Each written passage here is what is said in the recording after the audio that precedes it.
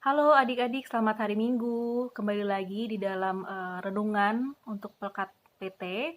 Dan pada hari ini kita akan membaca renungan dari kitab 1 Korintus 1 ayat 1 sampai 9. 1 Korintus 1 ayat 1 sampai 9. Adik-adik boleh buka dulu Alkitabnya. Kita akan siapkan pembacaannya sebelum kita memasuki renungannya. Sudah dapat ya? Kalau sudah dapat, mari kita satu dalam doa. Bapa yang ada di dalam surga, terima kasih ya Bapa atas penyertaan-Mu yang begitu luar biasa di dalam kehidupan kami.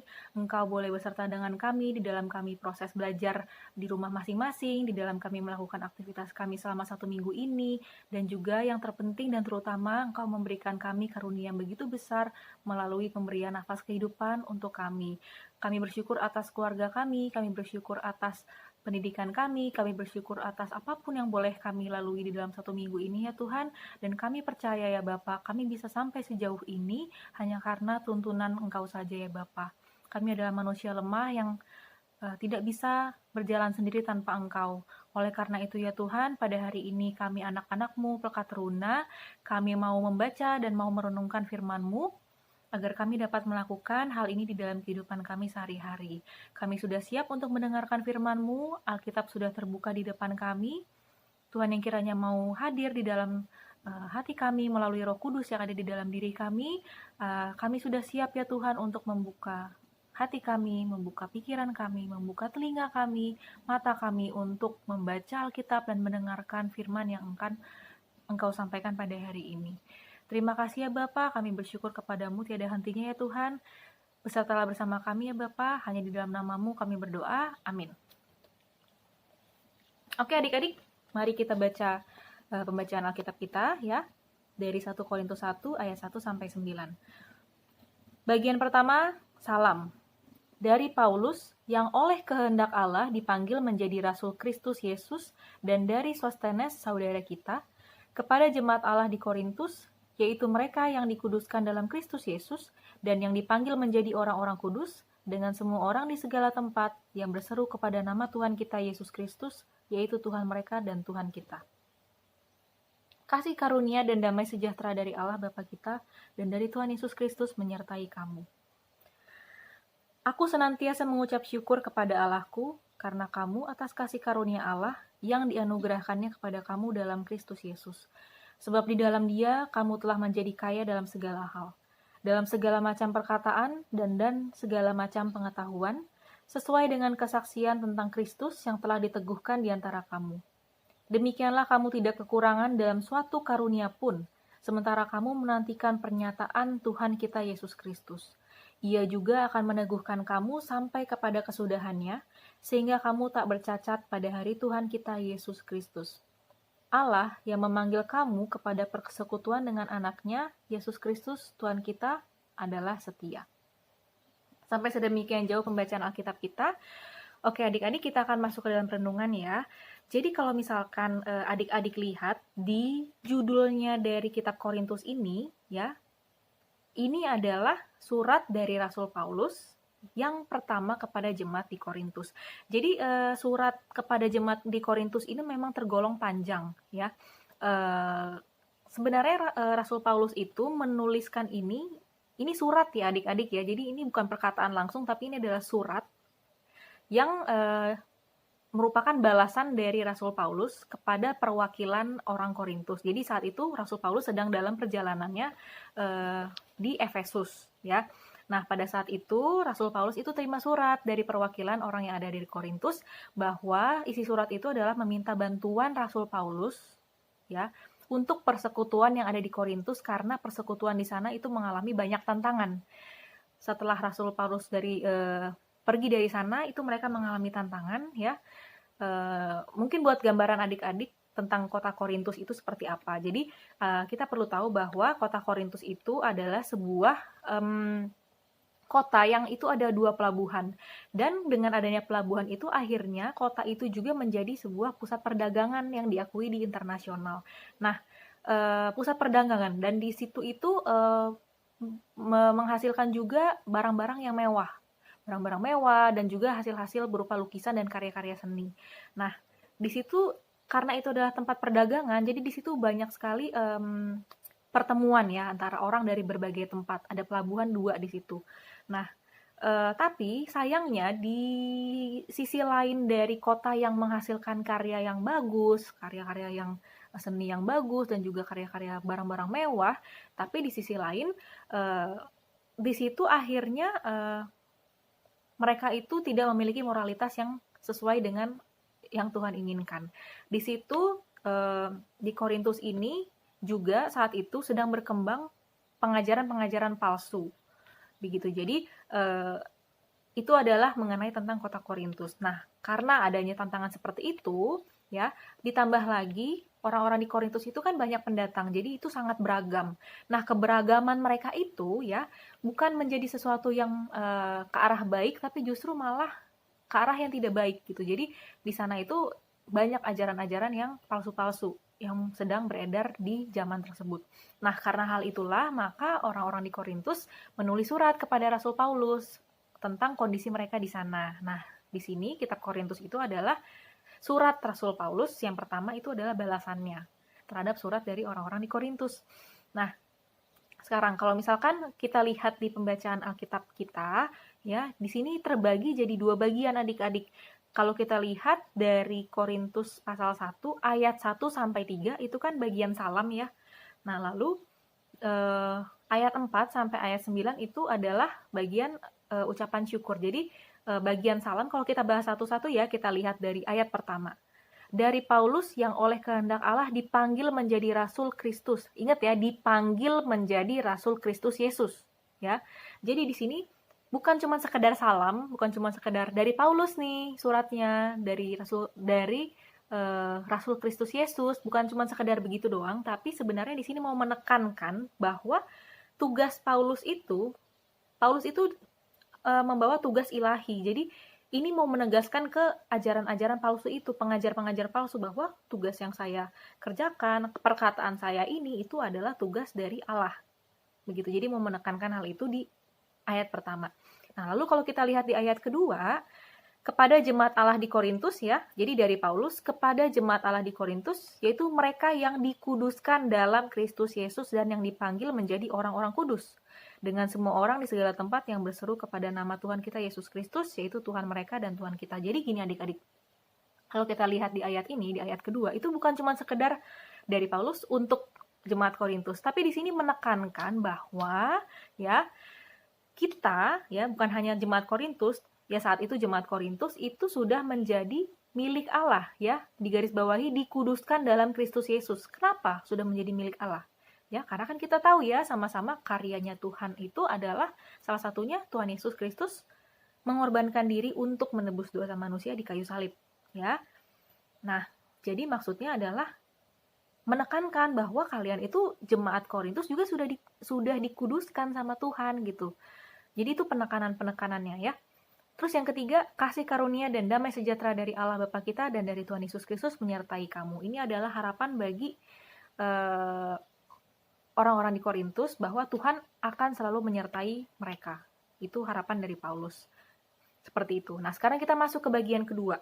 Bagian keduanya itu adalah ayat keempat sampai ayat yang ke-9. Ya, kalau kita mau lihat di ayat yang keempat sampai ayat yang ke-9 itu adalah inti dari jawabannya si Paulus. Ya, dari kalau kita ngomong pasal 1 ayat 1 sampai 9 ya, ini bagian kedua tuh intinya.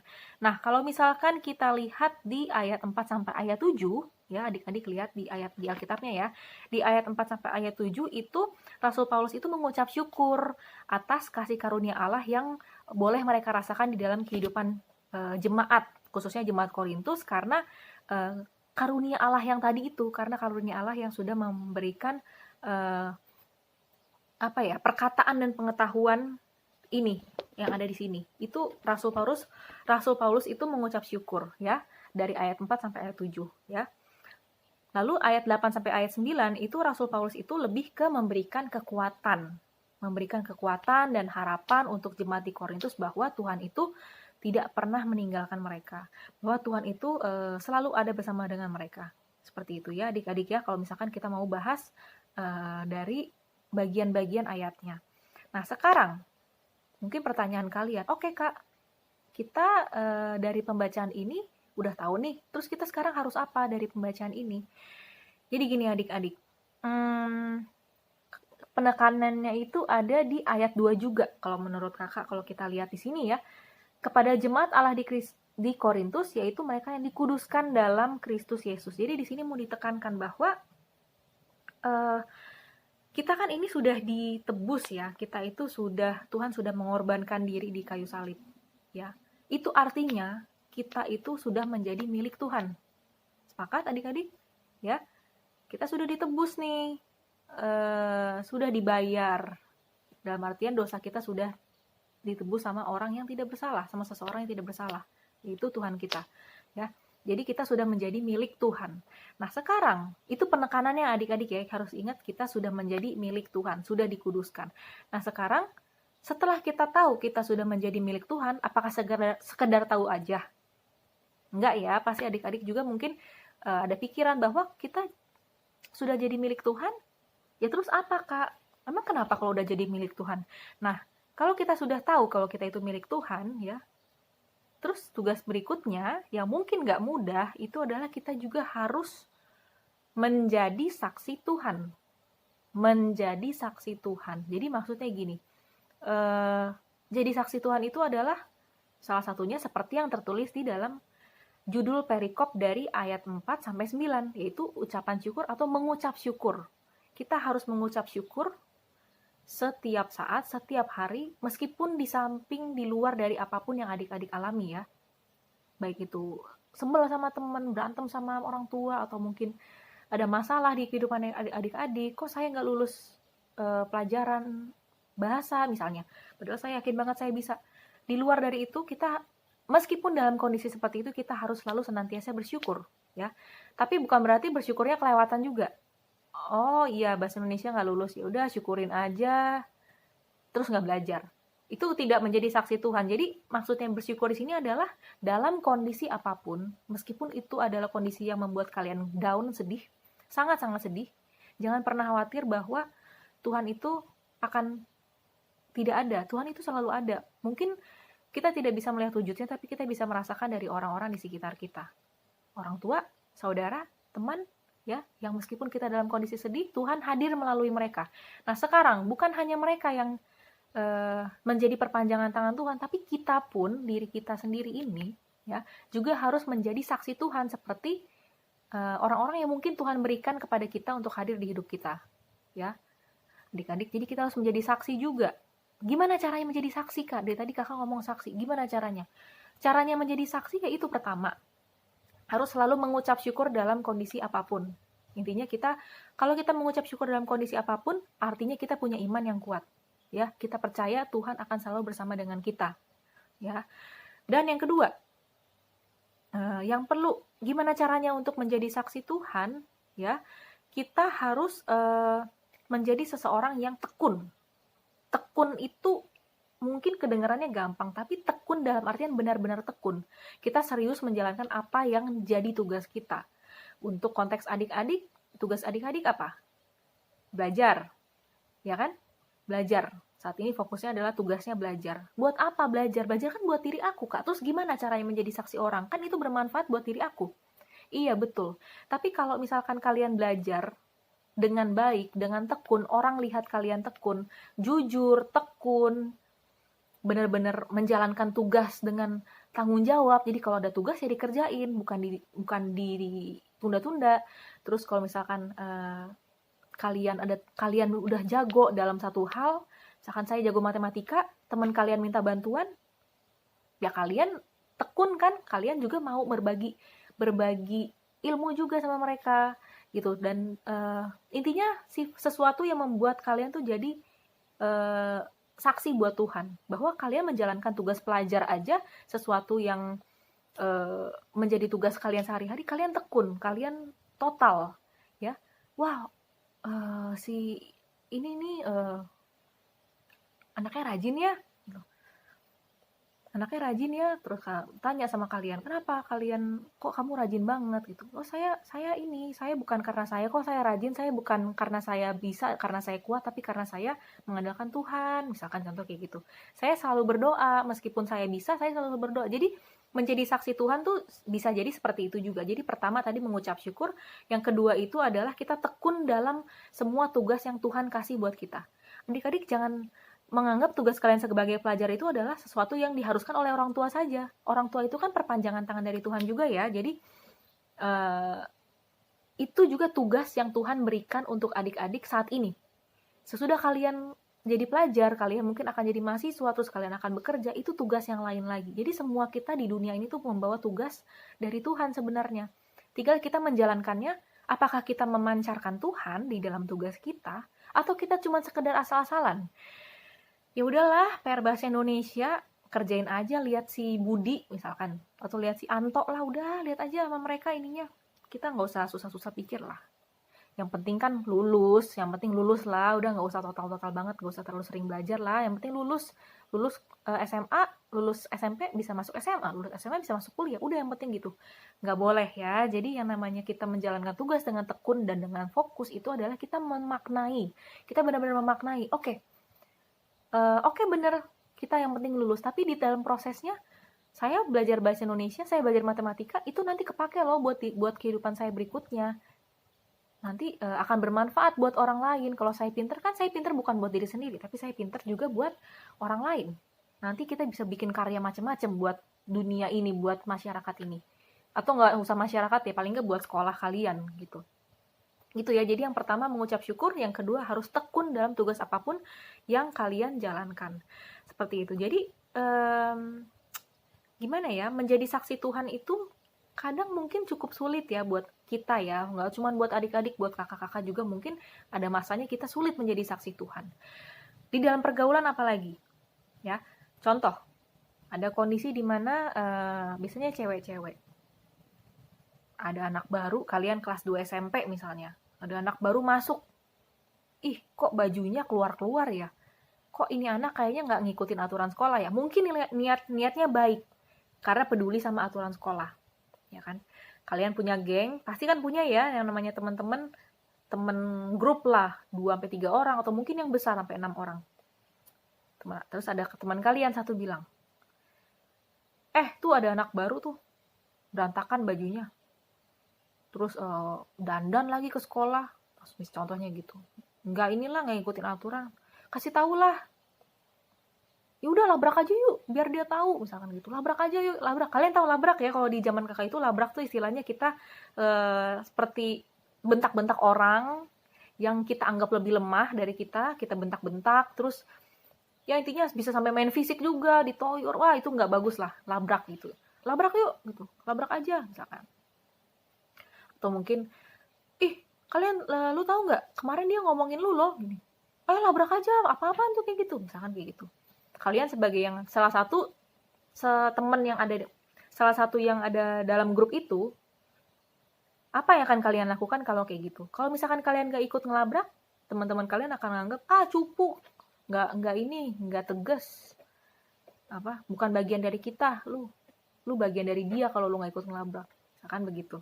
Itu susah kan adik-adik, itu bukan sesuatu yang mudah, kakak ngerti itu bukan sesuatu yang mudah, dimana kita kadang-kadang susah untuk bisa nggak ngikutin mayoritas misalnya. Hal-hal seperti itu juga kalau kita berani bilang enggak, tapi dengan cara yang baik ya, mungkin dengan bercanda-bercanda, tegas tapi bercanda, misalkan udahlah janganlah, kasihan gitu, emang kamu mau kalau kamu ada di posisi dia digituin, udah nggak usah lah, ngapain, mendingan fokus kerjain yang lain. Kalian bawa dengan sesuatu yang mungkin tidak menyakiti dia, nggak menyakiti teman-teman kalian, tapi juga kalian dalam track yang benar. Ya buat apa bentak-bentak orang gitu kan, contohnya seperti itu. Buat apa ngomongin orang, buat apa labrak-labrak orang, seperti itu ya. Jadi menjadi saksi Tuhan juga bukan sesuatu yang mudah, bukan cuman sekedar apaan sih, ngapain mengelabrak dia misalkan, nggak boleh, itu nggak baik tahu, misalnya marah-marah juga nggak bagus. Jadi gimana caranya kalian yang paling tahu lah gimana cara menghadapi teman ya, supaya nggak menyakiti dia tapi kalian tegas juga. Agak sulit, bingung kan tuh ya caranya gimana. Kalau kalian bingung ya intinya gimana ya, Intinya kalian pegang aja apa yang jadi prinsip kalian. Kalau memang kalian sudah berprinsip nih, sudah tahu bahwa hal-hal yang harus dilakukan apa, hal-hal yang nggak boleh dilakukan itu apa, ya tetaplah pada prinsip kalian. Tinggal cara penyampaiannya yang seperti apa. Ya, contoh mayoritas kelas 3 SMP mau UN. Kakak sering banget dipakai contoh ini karena ini masih terjadi kayaknya sampai recently, sampai beberapa tahun belakangan. Beli bocoran semuanya. Beli bocoran rame-rame, patungan, ya kan? Terus kalian juga, misalkan, bukan kalian juga, kalian denger itu, kalian tahu, beli nggak ya? Beli nggak ya? Aduh, takut juga sih, aku juga nggak yakin-yakin banget nih matematika UN-nya bakal bagus. Beli nggak ya? Diem-diem, mama nggak tahu, nggak apa-apa lah. Mama nggak tahu, yang penting kan aku lulus. Apakah itu menjadi saksi Tuhan menurut adik-adik? Enggak. Kalau enggak, itu tidak menjadi saksi Tuhan. Dan kedua, selain tidak menjadi saksi Tuhan, berarti kita tidak beriman sama Tuhan. Dan kita tidak tekun menjalankan tugas yang sudah Tuhan berikan. Buat apa kita beli bocoran kalau kita sudah tekun belajar? Buat apa kita beli bocoran kalau kita sudah punya iman kepada Tuhan? Betul? Jadi kayak gitu. Jadi hal-hal seperti itu yang mungkin susah. Kakak nggak bilang itu hal yang gampang ya. Itu hal yang cukup sulit untuk mungkin kita hadapi dalam kehidupan sehari-hari. Tapi sekali lagi, kalau pegangan kita adalah firman Tuhan, ya, hal-hal itu mungkin akan lebih mudah untuk adik-adik lalui karena adik-adik sudah punya prinsipnya. Seperti itu. Oke, jadi yang mau ditekankan di dalam renungan hari ini itu adalah kita sudah ditebus oleh Tuhan, kita sudah menjadi milik Tuhan, dan karena kita sudah menjadi milik Tuhan, maka kita harus menjadi saksi Tuhan. Itu intinya adik-adik ya. Dan gimana cara menjadi saksi Tuhan? Pertama, mengucap syukur, ya. Yang kedua, tekun di dalam tugas-tugas yang diberikan Tuhan kepada kalian. Oke? Jadi itu adalah inti dari pembacaan dan renungan kita pada hari ini, ya.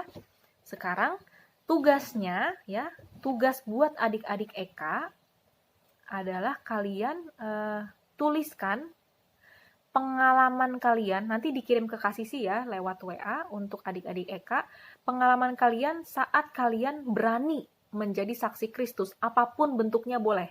Gak usah takut salah, tidak ada salah benar, ya di sini untuk refleksi kalian. Apa pengalaman kalian saat kalian berani menjadi saksi Kristus? Ya, contoh misalkan tadi, contoh kakak, atau contoh lain, saya nggak pernah nyontek seumur hidup saya kak.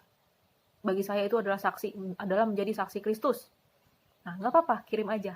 Diceritakan pengalamannya. Kalau dikirim susah, misalkan dikirim susah, boleh di voice note. Di voice note ya, di WhatsApp, kalian ceritain ke kakak pengalamannya seperti apa. Oke?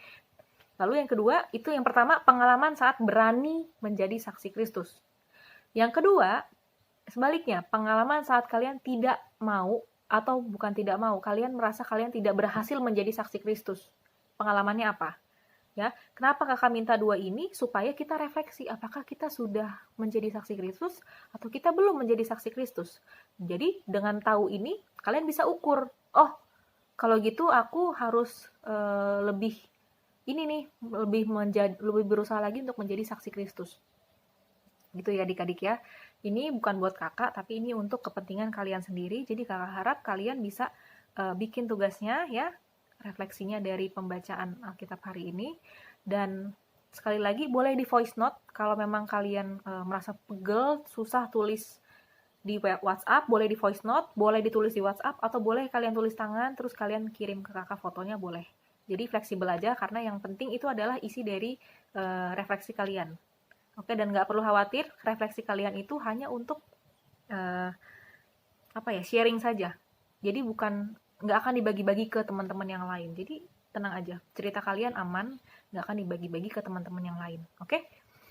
Oke adik-adik, jadi itu inti dari pembacaan dan renungan kita hari ini. Semoga kita bisa sama-sama ya, bukan cuma adik-adik tapi kakak juga bisa sama-sama belajar dari renungan hari ini ya. Jadi kita belajar bahwa kita itu sudah ditebus dan kita sudah menjadi milik Allah, dan kita harus menjadi saksi Allah dengan cara tekun dan dengan cara kita selalu mengucap syukur. Oke? Baik adik-adik, mari kita tutup pembacaan dan renungan kita hari ini. Kita tutup dalam doa ya. Mari kita satu dalam doa. Bapa yang ada di dalam surga, terima kasih ya Tuhan karena Engkau begitu baik ya Tuhan. Kami bersyukur ya Bapa karena Engkau masih mau menyampaikan firman-Mu kepada kami melalui pembacaan dari surat Rasul Paulus kepada jemaat di Korintus ya Tuhan. Terima kasih ya Bapa atas perkataan-Mu kepada kami, atas peringatan yang Engkau berikan kepada kami. Kami mau menjadi saksi-Mu ya Tuhan. Kami mau menjadi anak-anak yang mengucap syukur senantiasa. Kami mau menjadi anak-anak yang selalu tekun di dalam tugas-tugas yang kami jalankan.